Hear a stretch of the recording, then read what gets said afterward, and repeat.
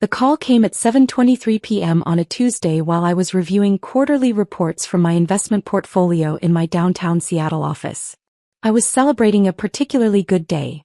My biotech holdings had just announced breakthrough clinical trial results, pushing my net worth past the $340 million mark for the first time. "Carmen, we need to talk." My brother Diego's voice was sharp with that familiar authority he'd used since we were kids, when he'd decided who got to play with which toys or who had to do extra chores. "What's up, Diego?" "Mom's getting too old to handle her finances. Jessica and I have decided to take over her accounts, her car, everything. We're picking up her credit cards tomorrow morning." I set down my pen and gave him my full attention. "Mom's 72 and sharp as a tack. What makes you think she can't handle her own finances?" "Carmen, be realistic. She's living in that big house by herself, driving that expensive car, spending money on things she doesn't need. Someone responsible needs to step in before she makes bad decisions." "Someone responsible like you?" "Like Jessica and me, yes. We have families to think about, kids to put through college.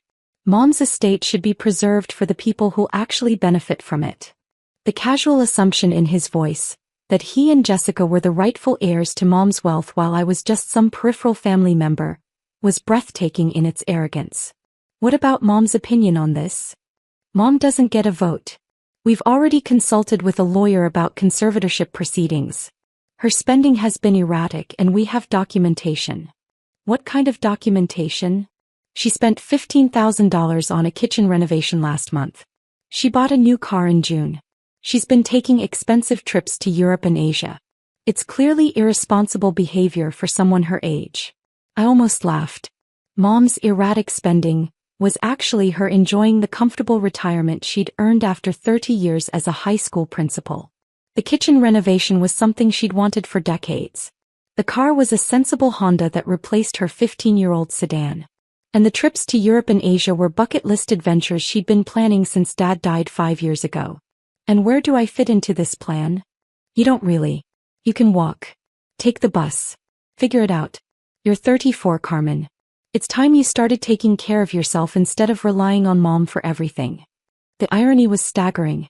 Diego thought I was the family member who relied on Mom financially, when the reality was exactly the opposite. "Diego, before you take over Mom's accounts, you might want to check your own bank account first." "Why would I do that?" I pulled up my investment management platform on my computer, scrolling through the automated transfer records that had been running for 3 years. "Because the $2.3 million you and Jessica have been spending over the past 3 years? It's been coming from my investment fund, not Mom's retirement savings." There was a long pause. "That's impossible, Carmen. We pay our own bills." "Do you?" "Let me read you some transaction records. March 15th. $4,200 transferred to cover Jessica's credit card payment. April 22nd. $12,000 for Emma's private school tuition. May 8th. $3,800 for your car payment and insurance. June 14th. $8,500 for your mortgage payment." I could hear him breathing heavily on the other end of the line. "Where are you getting these numbers?" "From my accountant who's been managing the financial support I've been providing to keep your family afloat for the past 3 years." The truth was more complicated than Diego knew.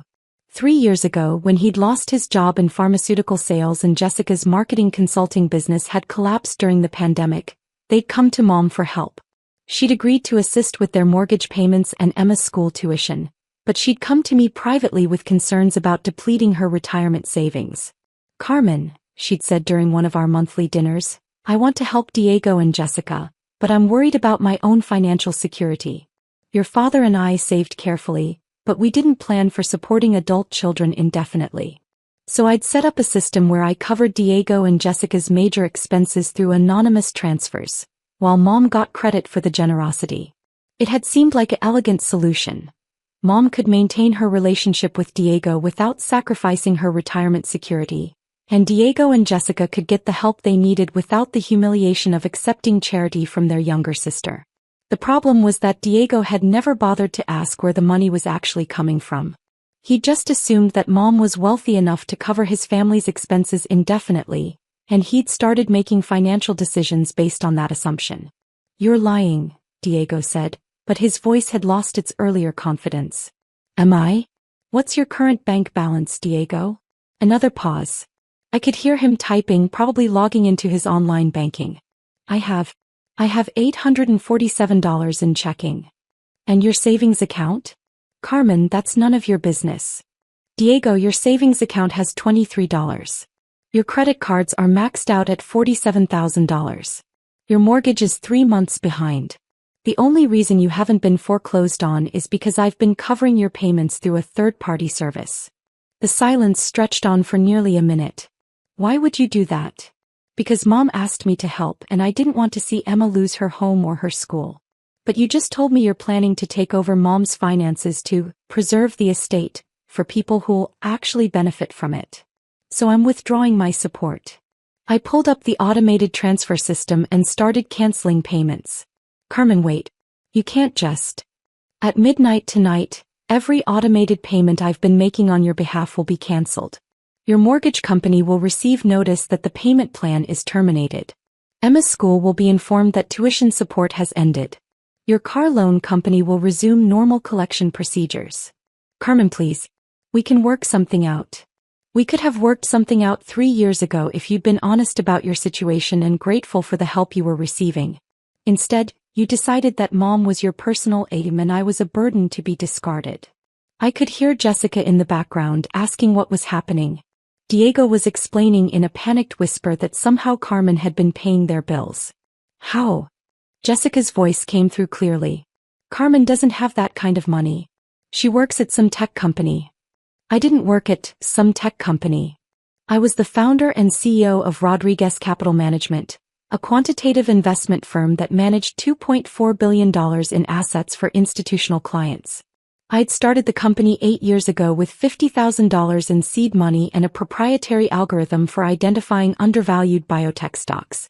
Through a combination of careful research, strategic timing, and honestly good luck, I'd built it into one of the most successful boutique investment firms on the West Coast. But I'd kept a low profile about my success. Partly for security reasons. Managing that much money made you a target for lawsuits and worse.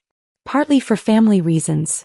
I'd seen what happened to other wealthy people when their relatives discovered their net worth.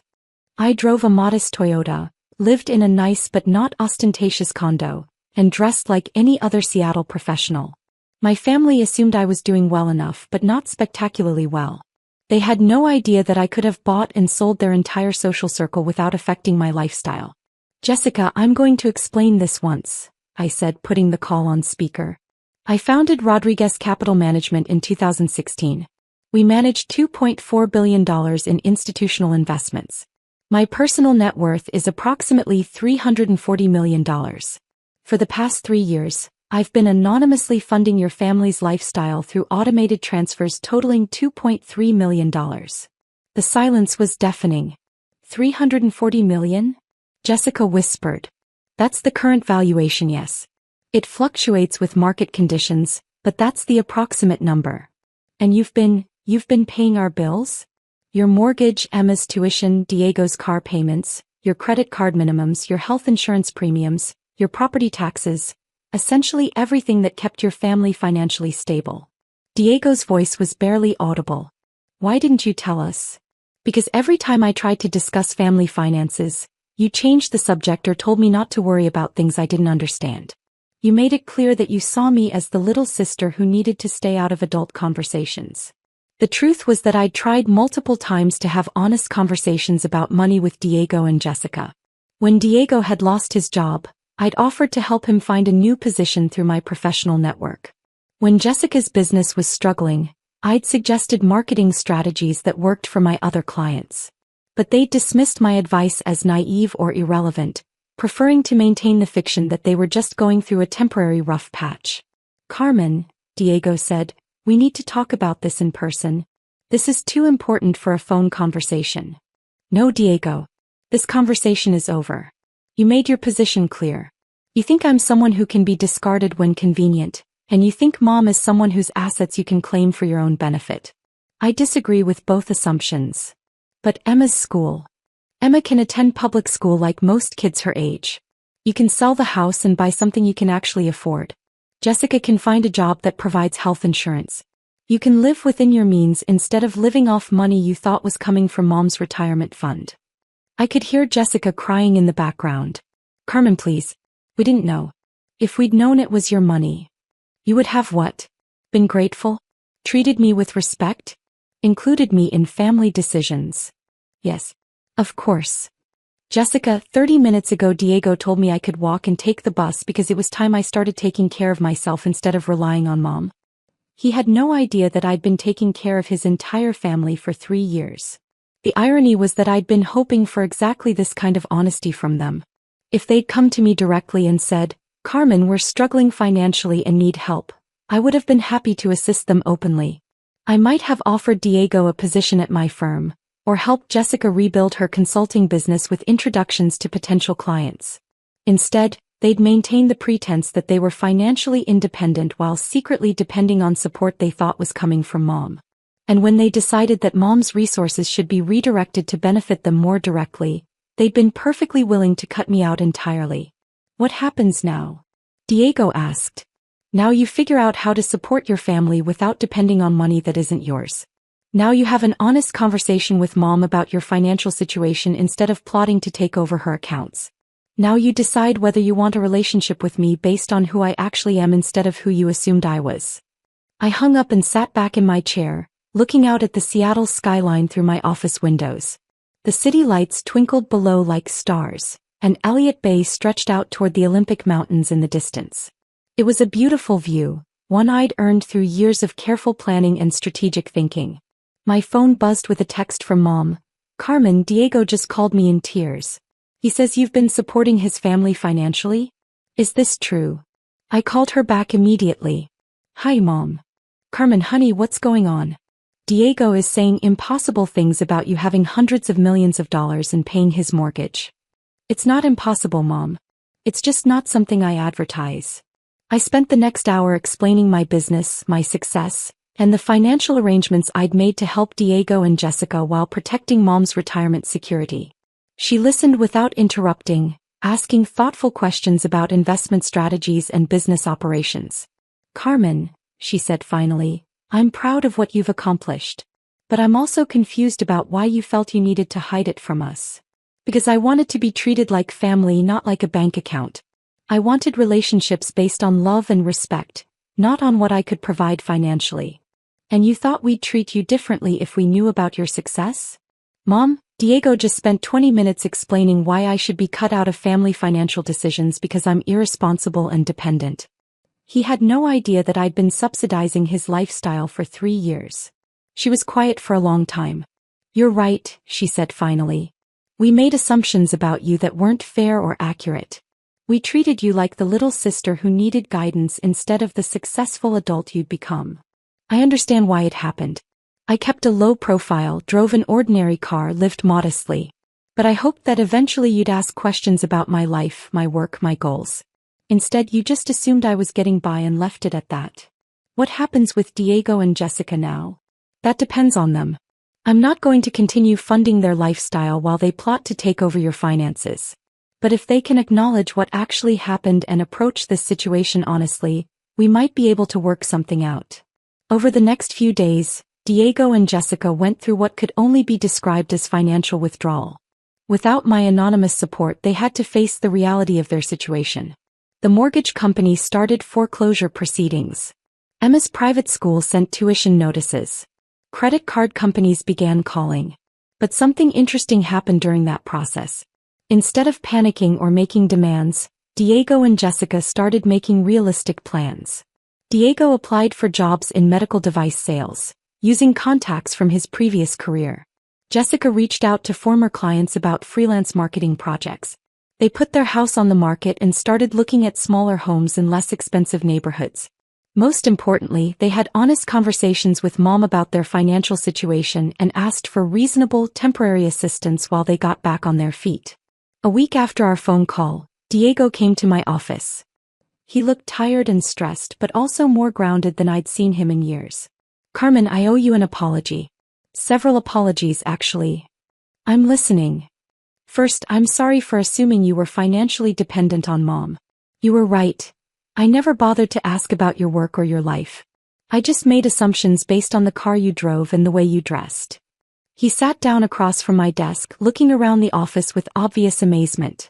Rodriguez Capital Management occupied the entire 47th floor of a downtown high-rise, with panoramic views of the city and Puget Sound. Second, I'm sorry for trying to cut you out of family decisions. You're not just my little sister anymore. You're a successful businesswoman who's been more financially responsible than Jessica and I have been. And third, I'm sorry for taking your help for granted. I should have questioned where the money was coming from.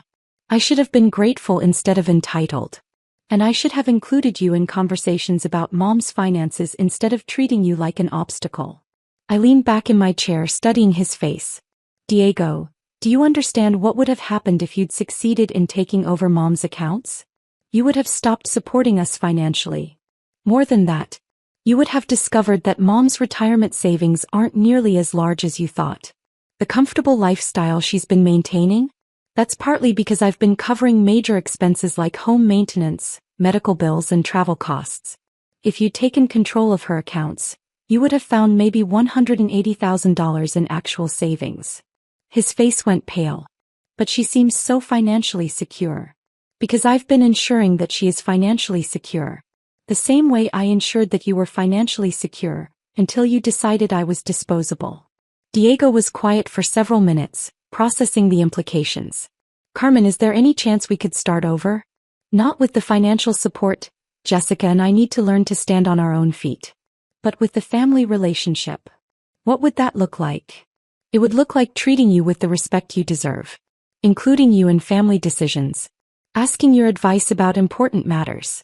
Actually caring about your life and your success. And it would look like honesty about your financial situation instead of pretending you're independent while depending on support you thought was coming from Mom. Yes. Complete honesty. I considered his proposal. The truth was that I wanted to have a real relationship with my brother. One based on mutual respect rather than the childhood dynamics we'd never outgrown. But it would require fundamental changes in how we related to each other. Diego, I'm willing to try. But there are conditions. Name them. First, no more assumptions about my capabilities or my role in the family. If you want to know something about my life or my business, ask directly. Agreed. Second, no more financial secrecy. If you need help, ask for it openly. If you can't afford something, say so. If you're struggling, let's work together to find solutions. Agreed. Third, Mom's financial security is non-negotiable. I will continue to ensure that she can maintain her lifestyle and her independence. Any family financial planning has to start with that assumption. Understood. And fourth, Emma's education is important to me. I'm willing to help with tuition costs, but through a transparent arrangement where everyone understands the terms. Diego's eyes filled with tears. Carmen, I don't know how to thank you. Don't thank me yet. Thank me in a year if we've managed to build a better relationship. 6 months later, Diego had found a new job in biotech sales that paid well enough to cover their basic expenses. Jessica had rebuilt her consulting practice and was generating steady income from 3 major clients. They'd moved to a smaller house that they could afford without assistance. And Emma had transitioned to a highly rated public school where she was thriving academically and socially. More importantly, our family dynamics had fundamentally changed. Diego started calling me for business advice, having learned that his little sister actually knew something about strategic planning and financial management. Jessica asked me to review marketing proposals for her consulting clients. Mom began including me in conversations about her long-term financial planning and estate arrangements. For the first time in my adult life, I felt like a full member of the family rather than someone they tolerated or dismissed. The phone call that had started with, "You can walk," had ended with all of us learning to walk together as equals. Sometimes the most generous thing you can do for someone is to stop giving them what they think they want and start giving them what they actually need. In Diego and Jessica's case, what they needed wasn't more money. It was the opportunity to stand on their own feet, make their own decisions, and build genuine relationships based on honesty rather than hidden dependencies. And what I needed wasn't to be the secret benefactor who solved everyone's problems from the shadows. I needed to be recognized for who I really was, not just as the little sister but as a successful businesswoman, a strategic thinker, and a family member whose opinions and contributions mattered. The midnight deadline that had seemed like an ultimatum had actually been a new beginning.